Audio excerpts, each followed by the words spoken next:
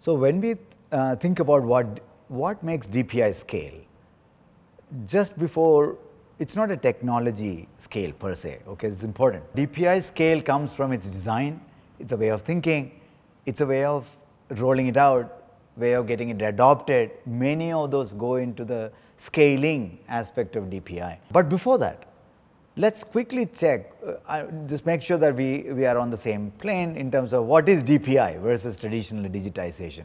There's a lot of confusion. People say everything is DPI, solutions are DPI, or digitization is DPI. It's okay because it's just a term, no big deal. But I think the real question for us is we nuance it a little more. Nuance it in such a way that digitization is the way of bringing digital technologies to solve a particular thing. Digitization is a superset. So you might digitize citizen governance, you might digitize healthcare systems, you might digitize payment systems and other systems, you might digitize a banking system. You can digitize everything because computers can be brought in. But DPI is a subset. That's important to understand. DPI differs from traditional digitization in precisely two ways. One, DPI is not the whole solution. DPI is one component of many solutions that would come about later. So, essence of DPI is reuse of that component. So, you have to create something that is reusable. In the physical world, you would say a tire in a car is a component. It's not a car by itself, it's just a tire, or a steering wheel is just a component. By itself, you can't do anything with it. You need the whole car. But these components make the assembly of the car faster, cheaper when you make these components independently. So, DPI is the same thinking in the digital world, where you create reusable components or services that are minimal in nature, but definitely focusing on the reuse aspect of it. And the second part of the DPI thinking is that who reuses them? We must ensure that when you create a reusable building block or a component, it's reusable by the ecosystem, private and public ecosystem. So, both private and public, or public and private ecosystems must be able to leverage this DPI building block as they build additional layers of solutions. And this is why things like identity, things like just moving money, payment, or components like G2P mapper for government to person payment, credentialing as an architecture infrastructure that you can do, by itself doesn't solve anything. It's just one component in the overall digitization journey that you have to go through. But digitization without DPI means everybody will rebuild this component again and again and again. So, you have to make these generic components or building blocks reusable and independent of the solution. If you can do that, you have achieved the biggest transformation that you would see, that you would start having the GPS effect, right? GPS was a reusable building block. All it said is where you are, and then you could combine that with smartphone, internet, connectivity, and reimagine Uber, right? Something like that. Ride hailing was reimagined. So, very powerful possibility exists if you can internalize this idea that if we are able to create reusable building block, reusable by private and public ecosystems, then many subsequent solutions get faster and cheaper. So, this is very important starting point. Now, when we build the DPI itself, now that we have understood it is just a component, it's just a building block, it's not the whole thing, we have to think about how do we design that one component. That's where the design principles come in play. Minimalism, very key. Maximalism is not what you're looking at, minimalism is what you're looking at. Second, reusability, that means it has to be designed as a context invariant or context generalized, context invariant block. You should not assume, oh, ID is going to be used for bank account opening and hence ID system has some bank knowledge. Then how will it be used for healthcare? How will it be used for something else? How will it be used by private parties for maybe a airport check-in or a hotel check-in? So that means ID system should not be aware of the context in which ID is used.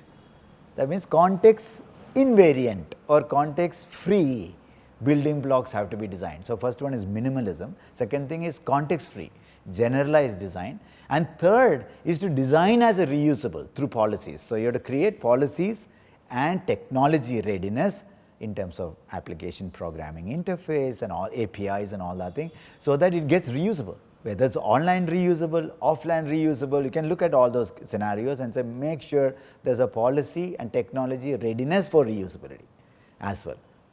That's primarily what you do.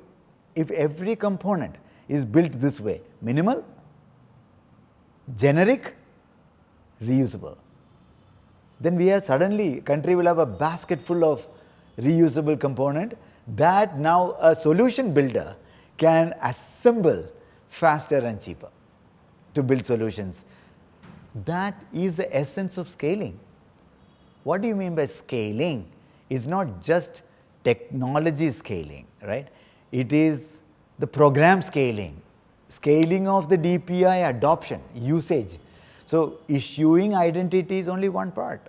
If identity is not used by banking system, healthcare systems, benefits delivery systems and private innovations and public innovation, job, employment systems, if they're not used, why did you issue the ID, right? So it is important to think about designing scale into the DPI, not as a technology scale, the scale of the whole system.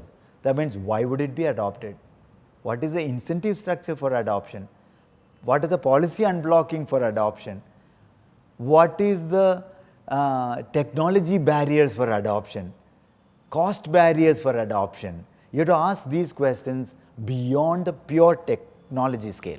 Of course, if you put out an API, application programming interface on a cloud service, private or public cloud, obviously technology has to scale. But that's only a small portion. Technology is only a small portion of DPI scaling.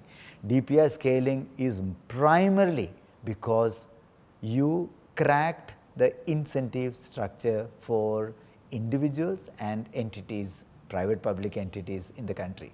If you can crack that incentive structure, support through policy to remove friction, support through technology friction through capacity building and funding and all that thing to remove that friction. So remove the friction for adoption, crack the incentive. Two things. Crack the incentive so that they know why should I use it otherwise. There's no incentive. Then why would anybody use it? So crack incentives for people and systems and remove friction for adoption. Once you, incentive may be high, demand may be very high, but friction is very high. Then demand is high but friction is high and it's not taking off. Or demand is not there, then it won't take off. So cracking that incentive, demand structure is very key, and removing the friction barrier. Frictions come from primarily from policy friction, technology friction and cost, time friction, capacity friction. You have to analyze that and make sure that's removed. Scaling is precisely that. So DPI, most of the people think DPI is about tech. DPI is absolutely very little to do with tech. DPI is a way of thinking. It's a way of thinking in first to generate that component, building block, create a reusable, context-free building block, then making sure there is incentive alignment for everyone to adopt it and removing the friction for adoption. If you do this, DPIs will scale. This is why it is also important to understand a copy-paste of a DPI may not work. Same DPI in one country might be high value, demand may be very high, value to the society may be high, friction may be low, but in other society like identity in a developed country, nation where the civil registries and existing IDs already exist, one more ID may not add any more value. So you have to really ask this question, is there societal value, high value and low friction? You have to get into that quadrant, high value, low friction quadrant, and make sure your DPIs that you are rolling out falls into that high value, low friction quadrant. Then you build it generic, build it reusable, and remove the barriers, policy and technology and cost barrier for adoption. That's what, and very little to do with tech. So it's a way of thinking. I think it's much to do with thinking about scale. And I'll end with this saying, many people make mistake of thinking, I will do an experiment in a highly controlled, small geographic area and hope that suddenly it will work for 1 billion people. What works at scale is different from scaling what works. And what works at scale comes from the original design. The design itself should work, you should think about scale. And you have to simulate in your mind what could go wrong, why at scale, anything that can go wrong, and design some of that into the design of the program or design of the tech in the DPI. If you don't design what works at scale, you cannot take a proof of concept and try scaling. It's very different, and that is something which I'll end with. So think scale from day one. Scale of incentives, scale of ecosystem, scale of use cases, scale of everything. Think everything from scale perspective.